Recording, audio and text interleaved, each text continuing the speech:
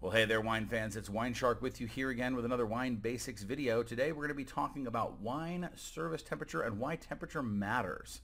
So today you're going to learn about how wine temperature affects your tasting experience with wine. And if you stick around to the end, we'll talk about some easy fixes for your service temperature issues. We did a previous video on how the optimal service temperature for wine works over different styles of wine. We'll link that up above here. But the bottom line is here in the US, we tend to serve our white wines too cold, right out of the refrigerator basically, at about 35 degrees Fahrenheit. And then we serve our red wine too warm, usually right off the countertop at around maybe 75 degrees Fahrenheit. And neither of these is in the optimal 40, 50, 60 range that we generally talked about in the other video. So why is that a bad thing? Well, when wine is served too cold, it suppresses its perceived sense of sweetness. It means you're not getting the wine at the appropriate level of expression that it's supposed to have. To use a different example of another beverage you may be familiar with, try Coca-Cola. Coca-Cola served at an ice-cold temperature versus one at room temperature. You'll see a drastic difference in what you taste when you taste those beverages right side by side. The same thing is kind of happening in your wine. When you suppress that sweetness, you're not getting the full expression. Okay. We also have the problem that coolness suppresses aroma compounds. There's a series of compounds called volatile organic compounds, and they evaporate at their evaporation rate rather is variable at common room temperatures. So when you have the wine that is too cold, you get less evaporation. When you get less evaporation, you get less aroma. When you get less aroma, you get less flavor. Okay, so when wines are served too cold, they tend to taste what we call bound up or very tight. They haven't yet opened up. I always use the analogy of think about like a flower, where a flower is just after it's going out to bud versus when it's fully in bloom. Now, what about wine that's too warm? Well, wine too warm kind of does the opposite. It over-amplifies things. It especially over-amplifies the smell and sensation of alcohol that's present in the wine.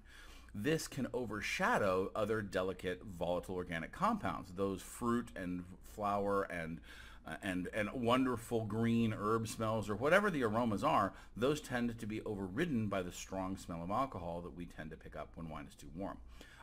Those can also override food aromatics. So when we're trying to drink our wine with food, it can also override those and basically drown out your food smells and therefore your food taste. So too warm, wine dominates the conversation. So that's no good.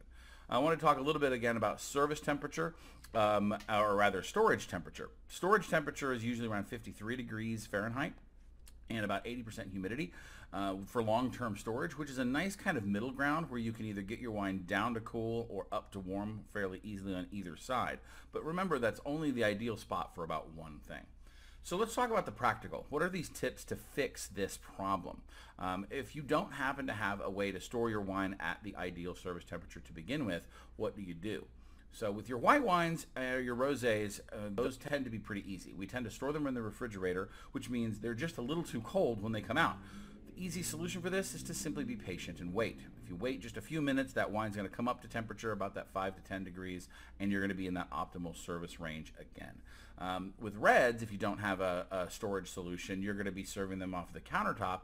So what you need to do is you need to think ahead. You need to plan for this, and you need to put those red wines in the refrigerator 30 to 45 minutes ahead of the time of service. Okay, that'll bring them down from that 75. They'll get that 10 to 15 degrees down. It'll start off a little cool, but it'll hit that optimal range very easily.